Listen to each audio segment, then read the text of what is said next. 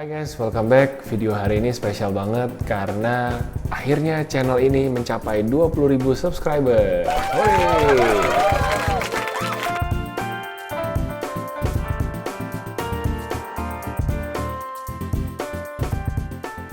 Setelah kurang lebih 1 tahun, mulai dari bulan April 2020, syuting untuk channel ini malam-malam, pakai handphone dan mikrofon seadanya. Seneng banget ngelihat impact-nya, seneng banget dapetin DM, dapetin komen dari kalian yang bilang, "Ko Sam, thank you, Mas Sam, thank you untuk konten-kontennya, gue jadi dapat kerjaan, gue jadi lebih pede ikut interview, gue jadi ngerti gimana cara handle situasi gue di kerjaan, dan sebagainya." Thank you banget buat supportnya, dan seneng banget juga channel ini bisa mensupport karir teman-teman. Nah, 20.000 subscriber bikin apa? Tadinya mau bikin giveaway handphone boba, tapi belum ada sponsor yang modalin, jadi kita ngobrol-ngobrol aja. Teman-teman di Instagram pada minta Q&A, jadi gue udah coba kelompokin beberapa kategori Q&A supaya nontonnya lebih enak, yang mungkin gue mau coba jawab di video ini. Kategori pertama tentang kuliah dan first job, kategori kedua tentang keluarga, ketiga tentang uang, dan kategori keempat tentang karir. Yuk kita mulai langsung. Ko Sam, kenapa dulu kuliah di Jepang? Boleh ceritain gimana prosesnya? Dulu kuliah di Jepang karena dapat beasiswa dari Ritsumeikan Asia Pacific University. Sebelum kuliah ke Jepang, gue juga ikut student exchange ke Brazil dari Rotary International selama 1 tahun. Jadi pulang dari Brazil rasanya kepengen keluar negeri lagi. Tapi ya karena keterbatasan, nyari yang beasiswa, dan akhirnya long story short dapet di APU, Asia Pacific University. Mungkin tips buat teman-teman yang pengen cari beasiswa, pelajari selengkap-lengkapnya dokumen apa aja yang harus disubmit, pelajari prosesnya sedetail mungkin, dan cari tahu kira-kira peserta yang lolos tahun lalu itu kriterianya kayak gimana. Apakah mereka harus jago ngomong, apakah mereka harus bagus nilainya. Sebisa mungkin kamu lengkapin dan masukin data kamu selengkap-lengkapnya. Selengkapnya tentang kehidupan gue di Jepang ada di buku Lagi Probation. Teman-teman yang tertarik boleh baca bukunya, udah ada di semua toko buku Gramedia di seluruh Indonesia. Apakah Ko Sam menghadapi quarter life crisis? Gimana cara mengatasinya? Tentu saja gue menghadapi quarter life crisis. Gue hadapi ketika gue meragukan keputusan gue untuk pulang ke Indonesia setelah kuliah dan melihat teman-teman gue yang kerja di Jepang. Kelihatannya mereka lebih sukses, kelihatannya mereka hidupnya lebih enak, kelihatannya mereka lebih nyaman dalam bekerja. Cara menghadapinya adalah dengan memuaskan rasa penasaran gue. Jadi gue beneran pergi ke Jepang, beneran coba lamar kerja di Jepang, dan beneran coba melihat dari dekat gimana teman-teman gue bekerja di Jepang. Ada plus minusnya, tapi akhirnya gue mutusin untuk balik ke Jakarta, untuk kerja di Jakarta aja, karena ya rasa penasaran gue udah terpuaskan, dan gue nggak lagi minder, karena masing-masing punya battle-nya sendiri-sendiri, baik di Jepang maupun di Jakarta. Gimana caranya fresh graduate biar cepat dapat kerja? Caranya adalah sebanyak-banyaknya apply kerjaan. Menurut gue untuk pekerjaan pertama, it's all about the numbers. Sebanyak mungkin kamu coba, sebanyak mungkin kamu lamar kerja, maka semakin besar juga kesempatan kamu untuk dapat kerjaan. Tapi penting juga cara kamu ngelamar. Kalau kamu hanya ngelamar lamaran via job portal, kalau kamu nggak punya kenalan, kalau kamu nggak pernah punya pengalaman magang, ya tentu akan lebih sulit. Jadi sebisa mungkin magang, sebisa mungkin cari exposure sebesar-besarnya ke perusahaan yang memang kamu incar. Kategori selanjutnya adalah tentang keluarga. Nah, ini agak personal pertanyaannya, tapi nggak apa-apa. Gimana caranya Ko Sam yakin bahwa Ciklau adalah the one? Sering banget ditanyain dan gue selalu bingung cara jawabnya gimana, karena gue nggak punya exact moment di mana gue yakin Klau harus jadi istri gue. Tapi yang gue tahu adalah hubungan suami istri, hubungan pasangan harus diusahakan setiap hari. Jadi dalam pernikahan ada hari-hari di mana gue merasa jenuh, ada hari-hari di mana gue merasa gue sayang banget sama Klau. Jadi ada emotional roller coaster, dan kita nggak bisa selalu ngikutin emosi. Kita harus ingat, gue harus komit bahwa gue sudah berjanji seia sekata, sehidup semati dengan perempuan ini, maka keputusan ini harus gue hormati dan harus gue jalankan. itu yang mungkin lebih sulit daripada memutuskan di depan. Memutuskan di depan dan menjalaninya for the rest of your life, it's two different things. Dua-duanya penting, tapi menurut gue jangan lupa bahwa komitmen hari demi hari itu yang akhirnya menjadikan pernikahan ini berhasil atau enggak. Gimana caranya menjaga komunikasi yang baik dengan pasangan? Dengan berempati, teman-teman bisa mencoba untuk melihat dari sudut pandang pasangan teman-teman. Mungkin buat yang cowok-cowok, gue juga masih kesulitan kadang-kadang terlalu logis, terlalu to the point. Kalau diceritain masalah apa, kepengen ngasih solusi, kepengen ngebantu. Nah itu gue temukan bukan selalu hal yang dibutuhkan oleh istri gue. Kadang-kadang cuma perlu didengar, kadang-kadang cuma perlu ditemenin doang.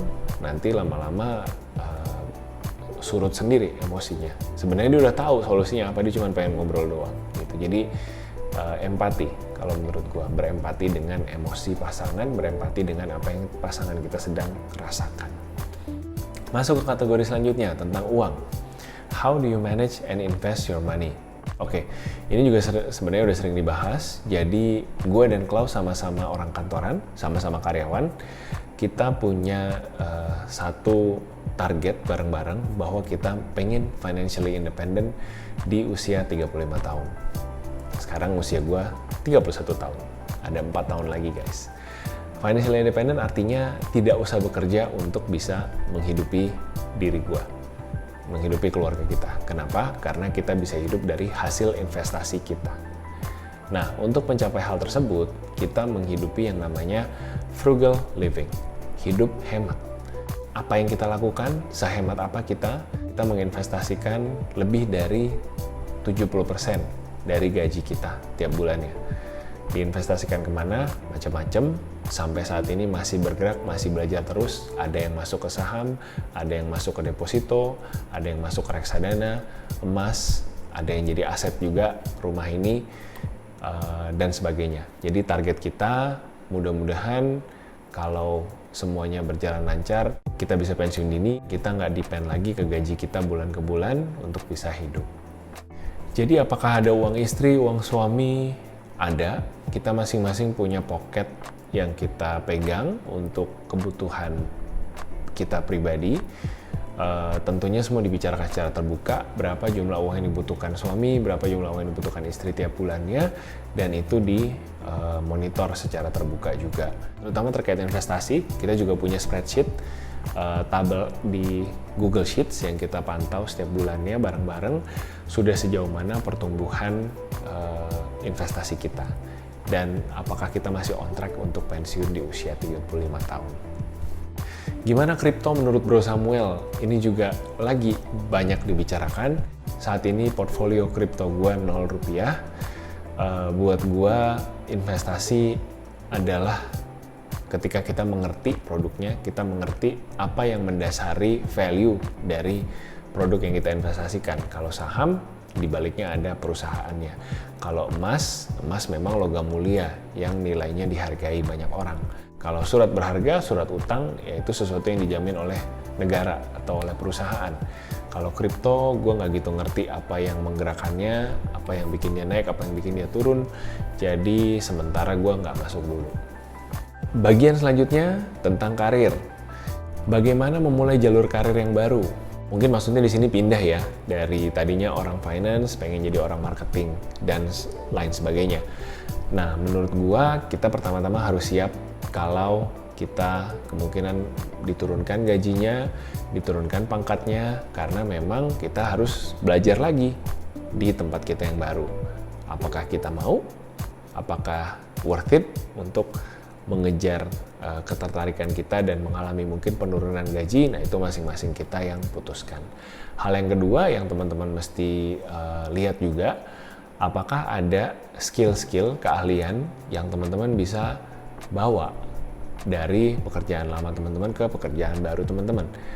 Sebagai contoh, gue pernah waktu jadi headhunter mindahin seorang kandidat dari tadinya posisinya kredit analis di bank jadi marketing manager. Apa akhirnya skill yang dibawa oleh kandidat gue ini? Skill menganalisa. Sebagai kredit analis bank, dia menganalisa laporan keuangan, Sebagai marketing manager, dia juga menganalisa market insight. Nah, ada skill yang dibawa, jadi nggak mulai dari nol sama sekali. Ini PR teman-teman yang mau pindah karir, yang mau pindah haluan, temukan skill yang transferable, bisa dipindahkan ke karir barunya. Pertanyaan teknis, apakah PKWT bisa berubah jadi PKWTT? Apakah pegawai kontrak punya kesempatan untuk jadi pegawai permanen? Jawabannya tergantung perusahaan masing-masing. Mungkin di awal teman-teman dijanjikan atau diiming-imingi bahwa teman-teman bisa jadi permanen setelah bekerja sekian tahun. Tapi pada kenyataannya, secara undang-undang tidak ada garansi apa-apa. Malahan yang diatur adalah pegawai kontraknya hanya boleh diperpanjang sekian kali untuk sekian tahun. Jadi teman-teman harus clear dulu di awal ekspektasinya. Kalau memang pengen jadi pegawai permanen, carilah kesempatan kerja yang permanen. Kalau memang tidak apa-apa jadi pegawai kontrak, ya sudah, terima saja tapi tanpa ekspektasi untuk bisa dijadikan permanen. Gimana kembali bekerja setelah melahirkan? Apakah ada challenge-nya? Nah, buat teman-teman yang mau memulai karir lagi setelah mungkin melahirkan atau kuliah atau mungkin istirahat karena sakit dan lain sebagainya, yang kadang-kadang membatasi kita adalah kita minder duluan. Kita merasa ketinggalan, kita merasa ilmu yang kita punya sudah tidak relevan dengan perkembangan zaman, kita merasa ketinggalan umur dibandingkan mereka yang muda-muda, tapi sebetulnya itu semua hanya di dalam diri kita masing-masing. Belum tentu hal tersebut dilihat oleh HRD. Jadi jangan terbatasi oleh mental teman-teman, tapi coba aja apply dulu. Gue punya banyak temen yang justru setelah hiatus, justru setelah melahirkan, dapat pekerjaan yang lebih baik, bahkan gajinya bisa lebih tinggi dari pekerjaannya sebelumnya. Tentu akan beda-beda hasilnya buat masing-masing orang, kita cuma bisa coba yang terbaik dan berharap hasilnya yang terbaik juga. Ayo, kalian punya pertanyaan apa lagi? Kalau kalian suka dengan video ini, gue juga sering lakukan sesi tanya jawab kayak gini di Instagram. Jadi teman-teman bisa follow gue di Instagram juga untuk ngobrol-ngobrol. Atau boleh juga drop pertanyaannya di bawah atau di alamat email ini, tanyakosem@gmail.com kalau pertanyaannya panjang dan mungkin sifatnya pribadi. Kalau kalian suka format video seperti ini, mungkin kedepannya gue akan bikin lebih banyak lagi. Jadi kita lihat aja nanti. Makasih udah nonton sampai sini. Jangan lupa subscribe dan sampai ketemu di video selanjutnya. See ya!